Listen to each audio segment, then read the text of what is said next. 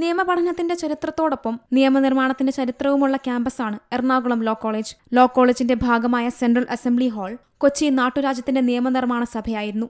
വേണ്ടതുപോലെ അറ്റകുറ്റപ്പണികൾ നടത്താത്തതുകൊണ്ട് പരിപാലനത്തിലെ വീഴ്ചകൾ കൊണ്ടും ഇപ്പോൾ ഈ ചരിത്ര കെട്ടിടം കടുത്ത ഭീഷണിയാണ് നേരിടുന്നത്. വാസ്തുവിദ്യയുടെ അപൂർവതകൾ നിറഞ്ഞു നിൽക്കുന്ന ഇടമാണ് അസംബ്ലി ഹാൾ.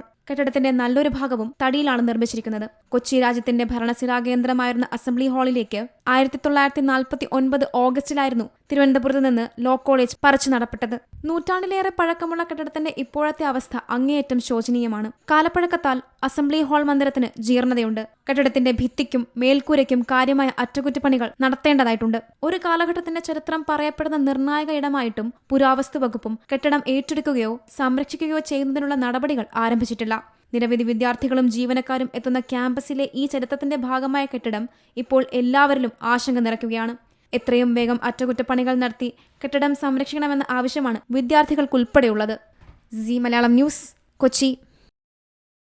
ഏറ്റവും പുതിയ വാർത്തകളും വിശേഷങ്ങളും വിരൽ തുമ്പിലറിയാൻ സീ മലയാളം ന്യൂസ് എല്ലാ ഡിജിറ്റൽ പ്ലാറ്റ്ഫോമുകളിലും ലഭ്യം.